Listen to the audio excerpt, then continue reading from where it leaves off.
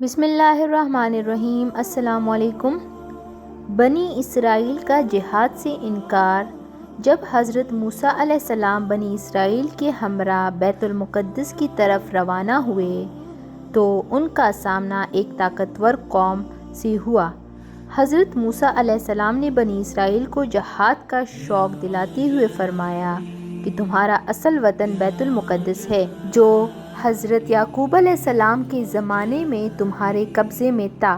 اب وہاں پر قوم عمالقہ نے قبضہ کر لیا ہے، تم انہیں وہاں سے نکال کر خود وہاں آباد ہو جاؤ، اور ساتھ ساتھ انہیں کامیابی کی خوشخبری بھی سنائی۔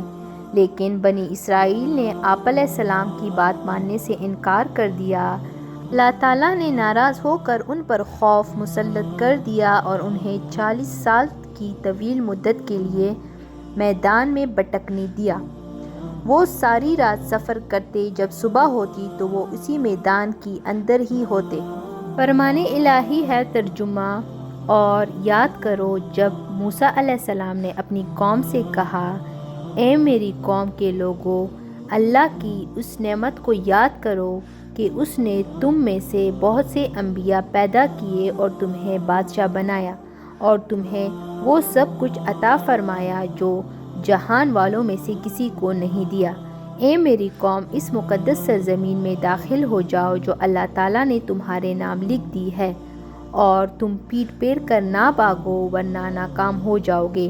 انہوں نے جواب دیا، اے موسیٰ علیہ السلام، بے شک وہاں تو زور آور سرکش لوگ رہتے ہیں، اور جب تک وہ وہاں سے نہ نکل جائے ہم تو ہرگز وہاں نہ جائیں گے۔ ہاں، اگر وہ وہاں سے نکل جائے تو پھر ہم ضرور بخوشی چلے جائیں گے۔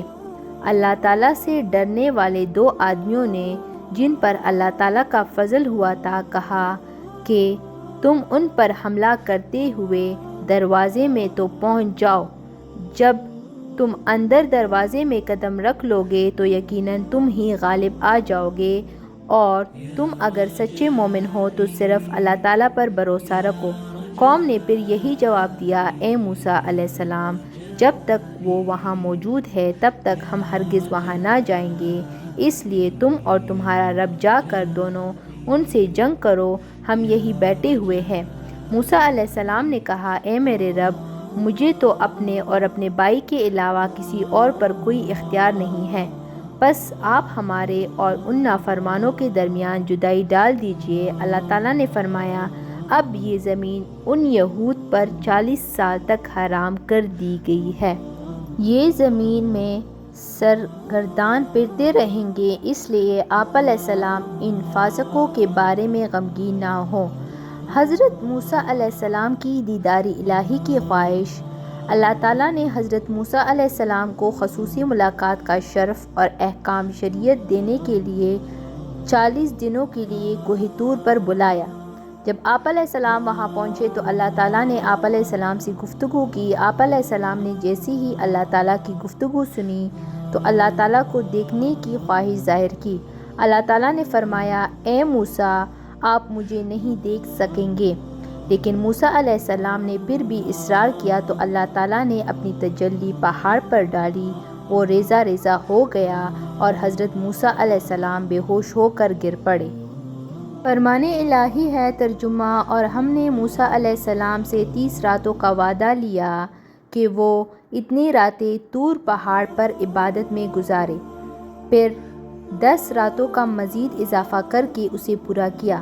اس طرح اس کے رب کا مقرر کردہ وقت پوری 40 راتوں کا ہو گیا، اور موسیٰ علیہ السلام نے جاتے ہوئے اپنے بھائی ہارون علیہ السلام سے کہا کہ میری غیر موجودگی میں میری قوم کا انتظام تم سنبھال لینا، اور ان کی اصلاح کرتے رہنا، اور فساد پھیلانے والوں کی راہ پر مت چلنا۔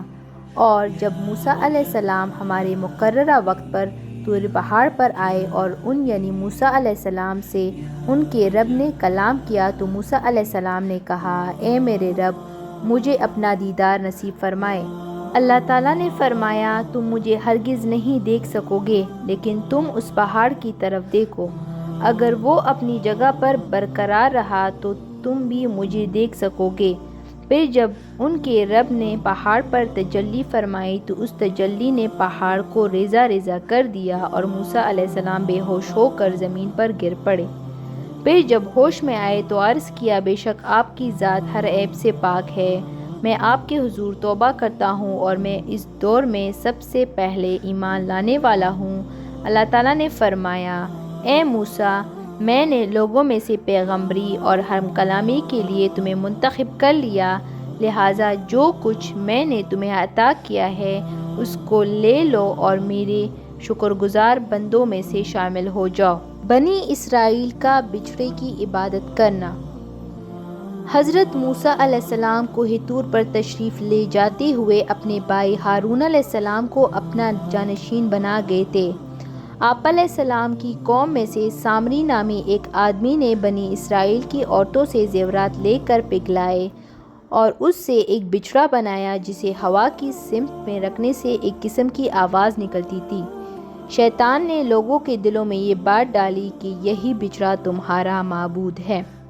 موسیٰ علیہ السلام تو بھٹک کر کوہ طور پر چلے گئے ہیں، لہٰذا قوم بچھڑے کی پوجا میں مصروف ہو گئی۔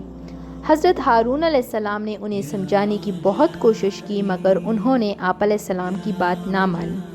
جب حضرت موسیٰ علیہ السلام کوہ طور سے واپس آئے تو قوم گمراہی میں دیکھ کر بڑے ناراض ہوئے اور اپنے بھائی ہارون علیہ السلام سے کہا آپ نے میرے بعد قوم کو گمراہی میں مبتلا ہونے سے کیوں نہیں روکا؟ حضرت ہارون علیہ السلام نے فرمایا کہ میں نے تو انہیں روکنے کی بھرپور کوشش کی لیکن ان لوگوں نے میری بات نہیں مانی۔ پھر موسیٰ علیہ السلام کا غصہ ٹھنڈا ہو گیا تو آپ علیہ السلام نے اپنے اور اپنے بھائی کے لیے اللہ تعالیٰ سے دعا مانگی۔ حضرت موسیٰ علیہ السلام کا بچھڑے کو نظر آتش کرنا۔ حضرت موسیٰ علیہ السلام نے جب لوگوں کو بچھڑے کی پوجا کرتے دیکھا تو ان پر بہت زیادہ ناراض ہوئے اور پھر لوگوں کی نظروں کے سامنے اس بچھڑے کو نظر آتش کر دیا، یہ بتانے کے لیے کہ یہ تمہارا معبود نہیں ہو سکتا، اگر یہ معبود ہوتا تو اپنے آپ کو جلنے سے بچا لیتا۔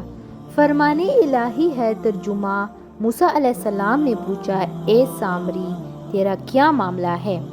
اس سامری نے جواب دیا میں نے وہ چیز دیکھی جو ان لوگوں کو نظر نہ آئی، میں نے قاصد جبرائیل علیہ السلام کے پاؤں تلے کی ایک مٹی اٹھا لی، پھر وہ بچھڑے کے ڈھانچے میں ڈال دی، میرے دل نے مجھے اس طرح کرنے کو اچھا سمجھا۔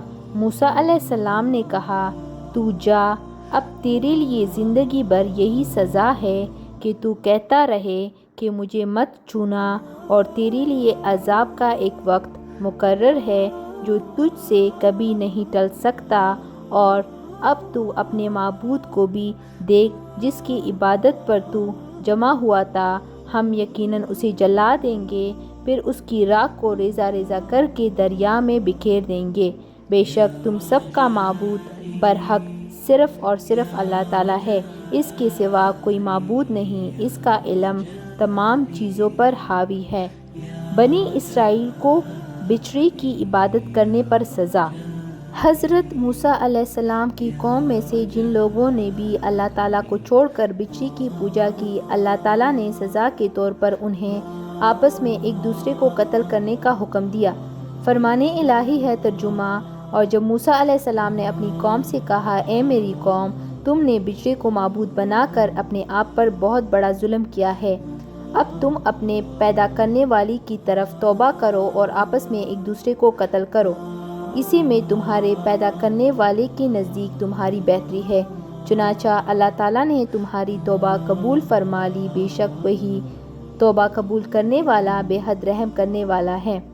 بے شک جن لوگوں نے بچھڑے کی عبادت کی ان پر بہت جلد دنیا کی زندگی میں ہی ان کے رب کی طرف سے غضب اور ذلت نازل ہو گئی، اور ہم بہتان باندھنے والوں کو ایسی ہی سزا دیا کرتے ہیں، اور جو لوگ گناہ کے کام کرنے کے بعد فوراً توبہ کر لے اور ایمان لے آئے تو آپ کا رب اس توبہ کے بعد گناہ معاف کر دینے والا بے حد رحم کرنے والا ہے۔ اگر ویڈیو پسند آئی ہو تو لائک کریں، شیئر کریں اور چینل کو سبسکرائب کریں۔ جزاک اللہ۔ اللہ حافظ۔